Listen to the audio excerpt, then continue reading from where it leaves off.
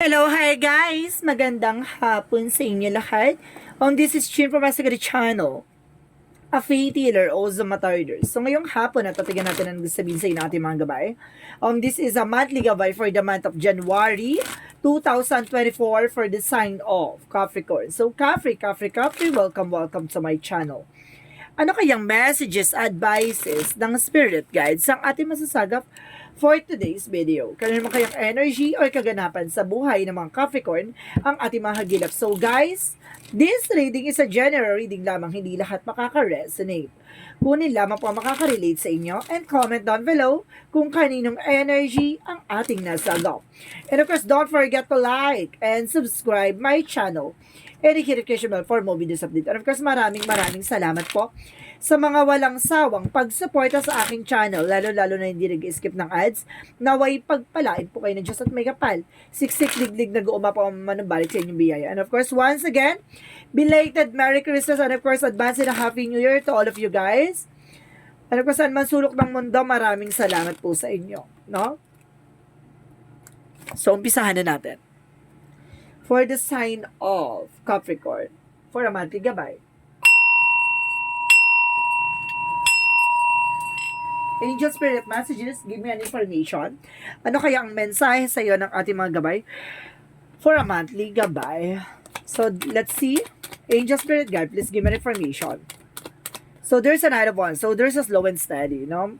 Pinapanatiliin kang kalmado. There's a information dito na kailangan mo maging mahinahon, have patient, diba? Sinasabi sa dito, walang nagtatagumpay sa mga padalos-dalos.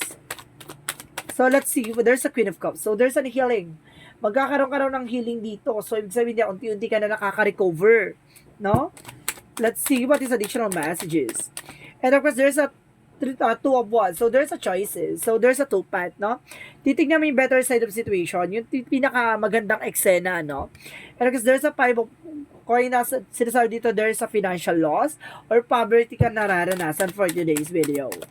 Because there's a Five of Wands. So, ibig sabihin complication. May something complicated dito. Or either may nagbibigay ng complicated sa'yo. And of course, sinasabi dito with the Three of Life. See, may ugat dito ng, kumbaga kasama talaga siya sa buhay mo. No? Parang, kumbaga, kaakibat nito yung mga bagay-bagay sa buhay mo. So, may mga bagay kang kailangan mong gawin at kailangan mo mag-set ng boundaries nang sa ganun ay maging maganda ang pinakabunga or outcome ng situation mo. So, let's see what is the Knight of Wands. And of course, there's a Six of Swords. So, there's a transition. Makakalis ka na sa sitwasyon. Unti-unti nga, diba? Hindi yan agad-agad. So, let's see what is the Queen of Cups. So, there's a Three of Coins. So, there's a healing. And kasi nasabi dito, tatrabahuhin mo yan, no? Information dito para sinasabi na hard work. So, ibig sabihin dito, para makarecover ka, kailangan mong habaan ng pasensya mo at continue what you're doing. Hindi ka pwede ma-distract or something. Kailangan magpatuloy ka. So, let's see what is the Two of Wands. So, there's a Ten of Coins. So, there's an information na magkakaroon ka ng long-term success and long-term investment. Ibig sabihin dito, kumbaga maganda ang mapipili mong choice, no? Kumbaga makakapamili ka dito ng mga pangmatagalan talaga. So, let's see what is the Five of Coins. So, there's an Eight of Wands. So, there's a fast communication and fast movement. There's a travel. Mag-ingat-ingat ka sa mga gala-gala mo, ha? Baka may tendency dito na parang maubos sa'yo yung mga bagay na pinaghirapan mo or yung mga bagay or resource of, kumbaga yung profit or something, yung kita or salary mo, no? Maaaring baka maubos yan. So, ibig sabihin, there's a travel. Mag-ingat lang sa mga gala. And because there's a Queen of Wands, so there's a stability and control. Kaya kailangan makontrol mo yan kasi baka magbigay ng complications sa'yo. Kasi madalas nagiging padalos-dalos ka sa mga decision mo. And because there's a strength card, confidence. So kailangan magkaroon ka ng confidence, alisin mo yung takot at pangamba mo. At sinasabi sa'yo dito na kailangan mong maging matapang, no? So, let's see what is the Knight of Wands and the Six of Swords. So, there's a Magician. So, there's a manifestation. May mga bagay na unti-unti ka na mamamanifest dito. May mga bagay na unti-unti ka na para mabubuo. There's a power. Ibig sabihin ka, kaya mo talaga makalis sa situation. And because there's a Three of Cups. So, there's a celebration coming in for you. May celebration dito. Pero, at the end of the time, kailangan mo muna ng kumaga teamwork or socialize, no? Kailangan mong kumbaga makipag-collaborate, gano'n, para nasa gano'n magkaroon ka ng healing sa lahat ng eksenas. In all aspect to, siguro para maalis yung stress mo or anxieties, para malibang ka, or either para madagdagan yung income mo, para tuloy-tuloy yung recovery mo. So let's see what is the Two of Wands and of course the Ten of Coins. What is the Two of Wands and the Ten of Coins? So there's a Palace of Swords. So there's a lot of betrayal. So there's a lot of disappointment. So there's a lot of burden. So ibig sabihin dito maraming mga bagay na kumbaga nagdaan, no? Talagang pinagdaanan mo na hirap at sakripisyo. Sinasabi sa dito na kumbaga wag ka mag-alala, sulit niya. May pangmatagalan na eksena yan. So let's see what is the Five of Pentacles and the Eight of Wands. So there's a Page of Coins. So there's a plan. So ibig sabihin magplano ka nang alam mong kumbaga makakatulong sa at mayroong benefits sa huli. So let's see what is additional messages for the Five of Wands and the Queen of Wands. So there's the Sun card. There's a pure positivity. Ibig sabihin dito matatauhan ka na. Malalaman mo yung mga bagay. Kumbaga control ka na with the positive and negative energy. Ibig sabihin alam mo na yung magiging eksena at balance ka na sa situation, even sa mga desisyon. So let's see what is the Tree of Life and the Strength card. And of course, there's a Ten of Cups. So, there's a happiness. So, at the end of the time, kumbaga magiging masaya ka. Kasi all of branches dito na parang, ano man sanga-sanga na pinagdaanan mo, magsasucess ka at magiging masaya ka. Kumbaga, sinasabi lang sa'yo dito, pinaka-susi ng tagumpay mo ay confident. No? Ibig sabihin, maging matapang, kapalan mo yung pes mo, no? Kung maaari. So, let's see what is the outcome. So, there's an outcome by the Seven of Wands. Protectionan mo yung protection ng pangalagaan mo yung sarili mo. Sinasabi dito, kailangan mo ng protection sa ganun, kumbaga, hindi makapasok yung mga toxicities or negativities, no? Na nakapalibot sa'yo. Because there's a King of Cups. So there's a devoted and supportive person. May taong susuporta sa'yo at magmamahal sa'yo talaga na eksena dito. And because there's a Knight of Cups. So there's an offer. Talaga, there's an email, messages, a proposal, an engagement. So there's an offer talaga for love, no? Okay, well, let's see what is additional messages for career. For career, so there's a Death card. So there's an ending and a new beginning, a transformation. Now, may mga bagay na matatapos na, may mga bagay na magsisimula na at mayroong panibagong eksena o sistemang mabubuo dito. And of course, there's the Lovers. Kumbaga kaakibat dito yung partnership, no? So let's see what is additional messages for love life. For love life, there is a Two of Swords. There's an indecisions. No, ibig sabihin dito, baka marami nanliligaw sa'yo, marami ka nagugustuhan, gano'n. And ako sinasabi dito, there's a two of coin na maging balance ka. Piliin mo yung mga bagay na alam mo makakatulong sa'yo. O yung taong, kumbaga, may benefits sa'yo na alam mo yung, kumbaga, magkakaroon kayo ng, kumbaga, meron kayo matututunan sa isa't isa, gano'n. Or something na parang there's a, kumbaga, tested na yung, kumbaga, tested na inyong relationship or partnership, gano'n. And I guess there's a Four of Swords, no? Kumbaga, kailangan mo rin ng pahinga because there's a fear. Alisin mo yung takot at pangamba mo. No, there's a fear dito. So, let's see about naman sa health. So, there's an Ace of Coins. So, there's an information that there's a material thing na maaaring, kumbaga, makuha mo, no? Or, of course, para mawawala yung stress mo, anxieties mo. Yun kasi nagkukos ng ano mo kumbaga, yung sa health mo, yung anxieties or something, stress, no? Ibig sabihin, mawawala na yung stress mo kasi, kumbaga, magkakaroon ka ng big opportunities dito with a High Priestess, with unexpected moment, no? Or suddenly, mayroon taong gumagawa sa'yo dito para daw pahirapan ka pagdating sa finances. Ibig sabihin, para magtubal. Sige nga, additional messages. Para ma-stress ka. So, there's a Queen of Coins. So, ibig sabihin dito, maging practical ka about sa finances. So, let's see about magical fairy messages. For magical fairy messages, angel spirit guide, please give me information. So, there's a spiritual teacher. So, some of you guys, sinasabi dito, your life purpose involves teaching others about healing and spirituality. So, ibig sabihin dito, kumaga, sa mundong ginagalawan mo, kaya kailangan mo dito ng magtutulong sa'yo or magbibigay ng advices or something, kailangan mo ng healing session. There's a spiritual teacher, baka ibig sabihin dito, albularyo to or manggagamot na tutulong sa'yo, baka kung ano yung nangyayaring kaganapan sa buhay mo. Okay, let's see what is a Yin and Yang Oracle card.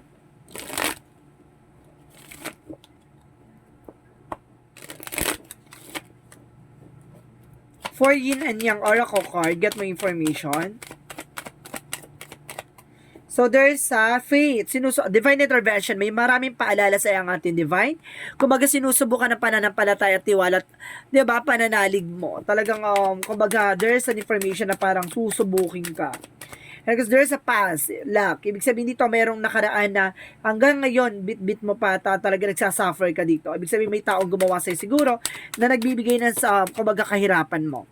Because there is an alchemist ancestors, kumbaga, mayroong gumagabay sa'yo ditong mahal mo sa buhay, no? Yung mga yumaong mahal mo sa buhay na yan, namatay na, ganun. And there is a comfort zone, no? Kumawala ka sa negativities or kumawala ka sa mga bagay na kinakatakutan mo. Diba?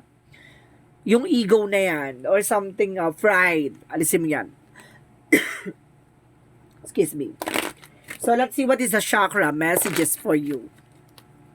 For the chakra messages, so there's a service. So some of you kumbaga public servant or services yung trabaho, and of course there's a balance, di ba?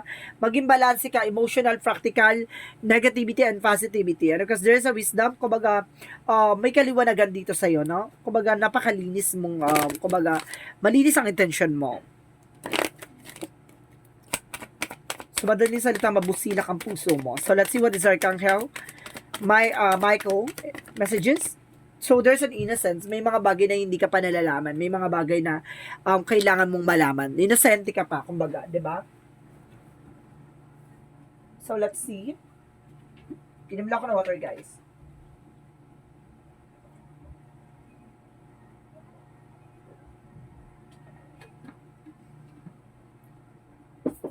Okay. Let's proceed. Ano pa sinasabi dito? Oh my God, you're on the right path, nasa tamang direction ka, no? Talaga sinasabi dito, nasa tamang direction ka, hindi ka naliligaw. May mga bagay lang talaga sa'yo na kailangan mong malaman, diba? Kumbaga, may mga bagay na nangyayari sa buhay mo na parang hindi mo ine-expect or something na parang naguguluhan ka. Para sinasabi sa'yo dito, may paalala sa ating divine na kailangan mong mamulat, no, sa mga bagay na kinaharap mo. Kasi may mga bagay na parang pinapaalam sa'yo at paulit-ulit na pinapaalam sa'yo kaya hindi ka makalis sa sitwasyon. 'Di ba? Kaya siguro hindi ka makaalis pa diyan kasi kailangan mong malaman yung pinaka-message sa'yo ng ating angel spirit. Kaya pa ulit-ulit yung cycle mo. So, let's see what is the mythology. So, there's a balance in spiritual and practicality. So, kailangan maging balance ka, no? And of course, there's you and your loved ones are safe. Sa pagdating sa mga mahal mo sa buhay ay ligtas naman at talagang protektado. And of course, there's a win-win outcome forecast. So, ibig sabihin, ipapanalo mo to. No, maraming kaganapan sa buhay mo na kumbaga akala mo talo ka na, kumbaga nag-iisip ka kung ano nangyayari behind your back. So, sinasabi dito, mapanatiliin mong balance with the full moon in the Libra. Kumbaga, balance and justice. So, ibig sabihin dito, kumbaga makukuha mo yung justisya at makukuha mo yung karapat-dapat para sa'yo. At ipapanalo mo to. So, let's see what is Archangel Raphael. So, there's a sobriety. Ibig sabihin dito, kailangan mo ng fruits and vegetables and stretching, no? Kailangan mo rin ng massage and something exercises, diba? Baka kailangan mo pagpawisan or kailangan mo na masusustansya din na pagkain, no? Like fruits and vegetables. So, let's see what is additional messages for Angel Spirit Guides. So, there's a school. So, there's a lessons. No, maraming kasagutan sa'yo na kailangan mong malaman. And because there's a healer. Also, kailangan mo talaga dito ng healer. No, kailangan mo na manggagamot. Laking factor talaga dito ng manggagamot for you. So, let's see what is the energy. So, there's an envy. Yung ego, yung pride, or something doubt. Alisin mo yan. And of course, there's an attachment. Kumbaga, hawak-hawak mo na kasagutan, hindi ka lang talaga mag-go-go. Diba? Alam mo na yung sagot pero hindi mo lang nilalaban. So, ibig sabihin dito, na-attach ka na, nakuha mo na yung bagay na yan. Kumbaga, may mga bagay na parang ang bilis mo rin kasing maniwala. No? And of course, kailangan mo talagang paniwalaan. Kumbaga, nagkakaroon ka rin kasi dito parang parang kumbaga, indecisions. Because there's a strategy. Gamitin mo rin itong strategy na to para makatulong sa'yo in the near future. So, let's see what is additional messages for Angel Spirit Guides. So, there's a grip. May mga bagay na nangyayari sa buhay mo that I appreciate mo kasi kumbaga lahat ng mga bagay na yan, it's an opportunity to learn. At may mga bagay na kailangan mo matandaan ang mga bagay na parang hindi mo na mababalik yung nakaraan.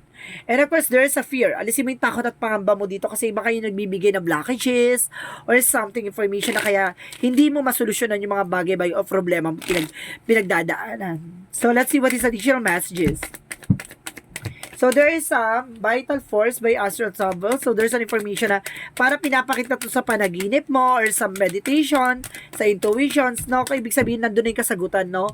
Nagbubulag-bulagan ka lang. And of course, there's a purification na paglilinis. So, kailangan mo paglinisin yung sarili mo. Kumbaga, linisin like, I mean, na parang there's a negativities or toxicities na, kumbaga, nasa paligid mo, either sa sarili mo. No? Ay, kailangan mo mag-cleansing or either kailangan mo magpagamot kasi baka may something black magic ka kaya hindi ka makarecover kasi may sumpa ka or curses kaya kailangan mo mag-take ng action, mamaya may kulam ka or black magic. Kumaga maraming malaking factor dito that there's a negativities talaga na nakasapaw sa'yo. And your life is canvas, so there's a manifestation, may mga bagay na unti-unti ka manifest. So let's see what is the romance angels. So, let's see what is the romance angel. So, there's an information by the soulmate. So, there's a soulmate connection dito. Maaaring itong tao na minamahal mo, no? Ay talagang soulmate kayo at talagang siya na talaga yung para sa'yo. My goodness. And of course, there's an information by the very soon. So, napakalapit na. My goodness. No, nalalapit na. It's either you're single, ibig sabihin na lalapit na magtagpo kayo ng tao na to. Or either, kumbaga nagtagpo kayo, magjowa na kayo, or mag-asawa na kayo, maaaring, di ba? Very soon, baka ikasal na kayo, ganon. And of course, there's a reconciliation. May magbabalikan dito. Very soon. So, ibig sabihin dito, mayroong, may comeback na magaganap. Very soon. And you are being soulmate. So, let's see what is the angel's answer, guys. Mag-isip kayo na question nyo regarding dito. There's a yes or no. At the same time, meron dito mga kasagutan sa inyong katanungan. Bibilang ako na 3, kailangan nakapag-isip ka na, okay? 1, 2, 3. Angel's answer. Give me an answer for your question. Nakapag-isip na ba lahat? Okay. Angel's answer, please give me an answer for your question. So, there's an if you believe. So, sinasabi dito, kung naniniwala ka, no? Kung naniniwala ka sa mga bagay-bagay or something, kung naniniwala ka sa pinangako kasi there's a compromise. See? May pinangako dito or pinagkasunduan. Let's see what is additional messages. One more card, please. To clarify this reading. So, there's a yes and yes and helpful people. May mga bagay na may mga taong tutulong sa'yo or may mga taong kailangan na tulong mo, no? There's an information, there's a yes, no? So, let's see what is Jesus loving quotes.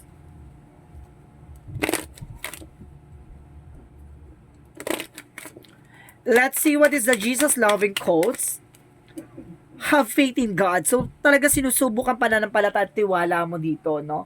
Kumbaga, sinusubukan ang paniniwala mo kung hanggang saan. Talaga, there's an have faith na kailangan mo ipagkatiwala or sinusubukan ang paniniwala mo dito. So, let's see what is the angel's number. So, there's a 19 by I am pioneer. So, sinasabi dito, independence and self-sufficiency are necessities to you. You are extremely capable in life and in work and aren't afraid to take big risks to achieve the life you desire. Sabi dito, hindi ka natatakot sumugal, no? Kumbaga, hindi ka natatakot lumaban at hindi ka natatakot sumugal sa mga bagay na gusto mong matupad, no? Yung parang laban na laban ka. May mga bagay lang talaga na kailangan, kumbaga, hindi ka na parang hindi ka natatakot sa alas na hawak mo, gano'n. Kumbaga, may mga bagay na kung gusto mo talaga. Gano'n yung mo dito. So, there is an information. Let's see what is the messages of life. Let's see what is the messages of life. So, there's an hope. Oh my God, may pag-asa. So, sinasabi dito, as I enter the great school of life, I hold tight to my faith in God. God loves me, guards me. In every situation I encounter, regardless of what I confront, I trust my inner truth nature. Today, I welcome life. I know that life will always return and there will always be infinite possibilities for me. So, ibig sabihin dito, na kumbaga walang imposible sa'yo, no? Kumbaga, may mga bagay talaga na ibibigay sa'yo at pagkakalob sa'yo in God perfect time. At sinusubukan ng pananampalataya at tiwala mo dito kung hanggang saan ka aabot, hanggang saan ka kakapit, hanggang saan ka maniniwala. So, guys, this reading is a monthly gabay for the month of January 2024 for the sign of Capricorn. So, Capri, maraming salamat for your wonderful reading. So, once again, this is Chin Rodriguez from my Sagari channel, a faith healer, also mata reader. This reading is a general reading lamang, hindi lahat makaka-resonate. Kunin lamang pa makaka-relate sa inyo and comment down below kung kaninong energy ang ating nasagap. Don't forget to like and subscribe my channel and hit notification bell for more videos update. And of course, maraming salamat po sa mga walang sawang pagsuporta sa aking channel, lalo na hindi nag-skip ng ads. Naway pagpalain po kayo ng Diyos at may kapalsiksik, diglig na gumapo ang manumbalik sa inyo biyaya. Maraming salamat po. And of course, advance happy birthday sa mga Capricorn dyan guys out there. So, malapit na, kumaga Capricorn season na, malapit na. And of course, happy birthday. And of course, belated Merry Christmas and of course, advance and a Happy New Year to all of you guys out there. Saan masulok na mundo, maraming salamat po sa inyo. And see you in the next video. Bye-bye and babush.